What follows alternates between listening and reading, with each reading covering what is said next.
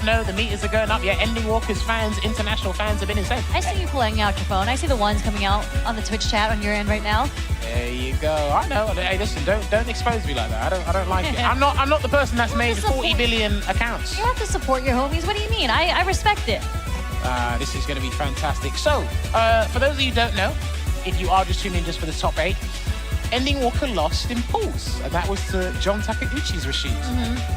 It would be a damn shame if he got double Rashid. No, I mean, there's Rashids all over the place, and GACHIKUN just took out John Takeuchi too. So technically, by like transitive properties, GACHIKUN should also take it over Ending Walker, right? Find out, it's a significant upgrade here. On paper.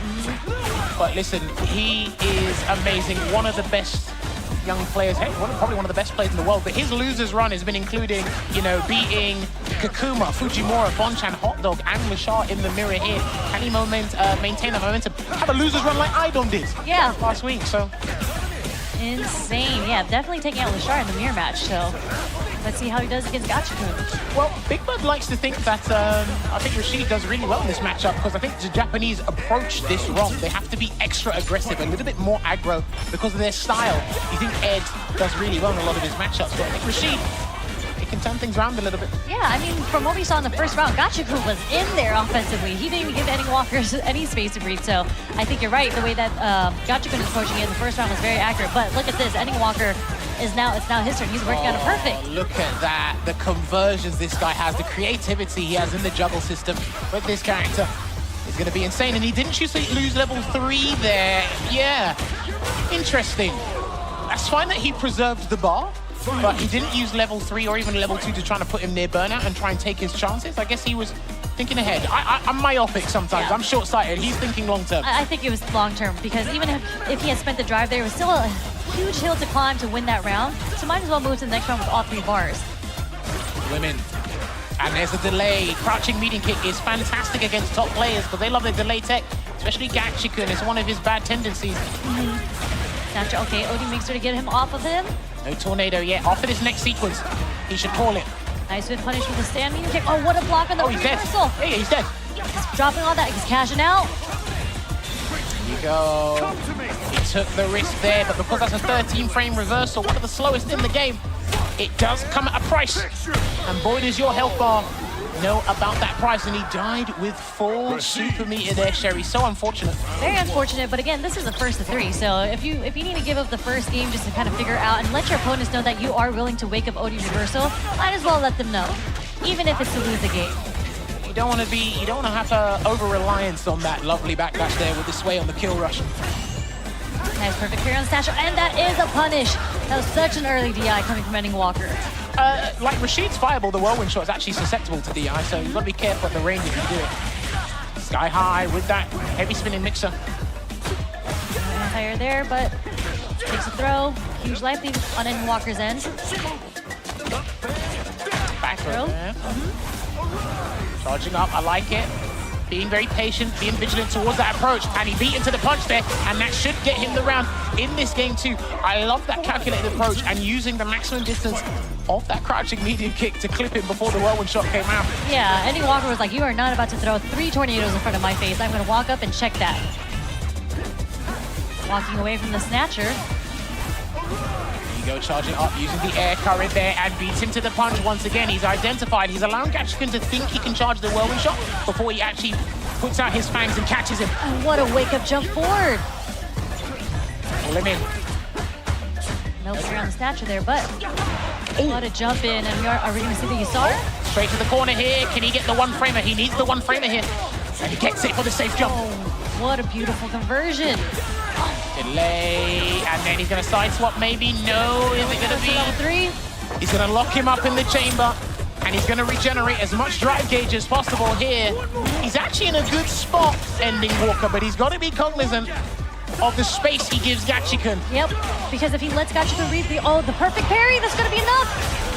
I was going to say, if he let GACHIKUN any room to breathe, he was going to find a way to activate the level 2, get him into burnout, and then try to chip him out. True.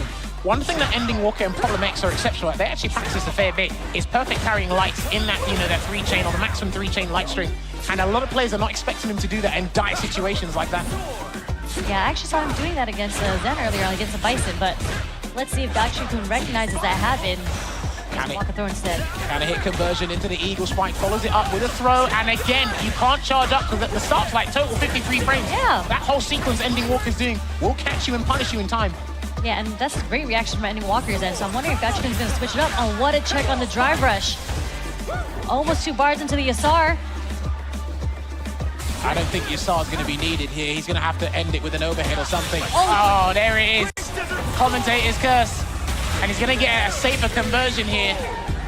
Because I think he wanted to try and force him into a situation where they have to do drive reversal to burn him out.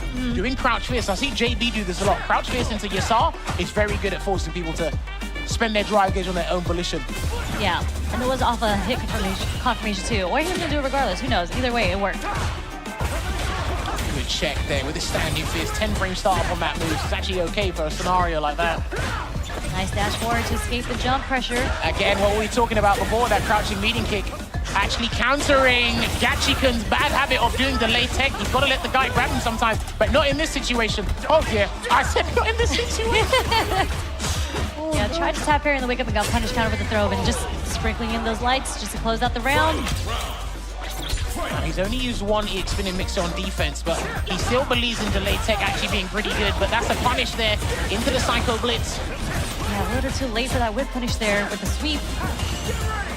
Perfect parry. He's gonna go for the punishment instead, takes the throw. So again, what's the choice gonna be? He's gonna have to break in. He's gonna have to break away in a minute. And there's that delayed jab coming from GACHIKUN again. All right, he's got to pull the tornado. He's got to summon it. Is Ending Walker gonna try and grab him or leave it? What are we gonna do here? No, he's walking back. Gonna leave it for now. There we go. There's a discipline. Has he got these? Let's see. No, he's playing it safe. Ending Walker's one of the Ed players where he's still trying to get it in the tournament play. He knows the combo, but sometimes he doesn't get what he wants. Second wind here for GACHIKUN, speaking of which. Yep, he's working on that second bar, but if he tries to do that heavy charge again, I do believe Ending Walker will drive rush and try to punish it again. Oh, he burnt himself out here. I'm not sure about that burnout for Ending Walker. He's done it against a lot of the top players today. And there's the second wind I was talking about. How's he going to defend against this? Oh, he does get shimmied. He does take the bait. He was burnt out. He had a choice to make, and he can't do super there because even if it did hit GACHIKUN, he's going to fall into the Yasar, and he's going to lose anyway. So pick your poison. Such a hard position to be in. He does not want to get double jeopardied by a Rashid. Perfect parry. And he's going to go for the safe jump here. And he pressed the button. I think he tried to change his timing up there, Ending Walker, but it didn't quite work out. There's that option select with the OD mixer. Good position to do it there as well because he gets the OQ. What's the mix-up here? Just the throw? Yeah. One more mix-up. And the throw takes it. And just like that, that puts GACHIKUN at match point against Ending Walker. Not looking too good for our young British prodigy here. He's still in it.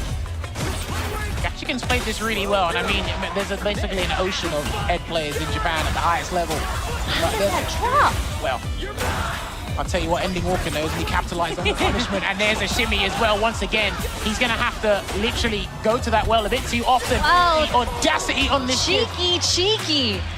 Didn't want to spend the super bar there. Went for a throw, reset instead. He needs to find a way to get that resurgence in confidence, and if he needs to do it that way, so be it. Conversion into Eagle Spike has different ideas, Sherry. What a conversion coming from GACHIKUN there, but Ending Walker with the back throw, putting GACHIKUN into the corner. He's parrying this time instead of delayed tech. Little switch up here from GACHIKUN. Oh, the second hit of the medium punch does hit him. Oh, answers his own reversal. Burnt himself out again. It might be okay because he's on the offense this time, right? True, he's got the real estate, but he needs a fat combo. He can't give GACHIKUN enough space. Oh! What a delay! What a conversion! Okay, that works. We'll take it. And it should be, as the animation is done, if he just sits pretty here, he should be completely refueled and open for business with that drive gauge. Oh. A little too far for that to catch, and GACHIKUN brings himself out. Wasn't ready to critical arm back, and just like that, Ending Walker ties it 2-2. Oh, wow, they just went straight in. Damn. They're in there. They're like, we're fighting for this now. There's no time to think. What, you saying they're locked in? They are locked in, yes.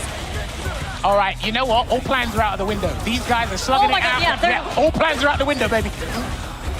Chasing him down. Oh, there's a shimmy. my word. My man, you need to stop. Please.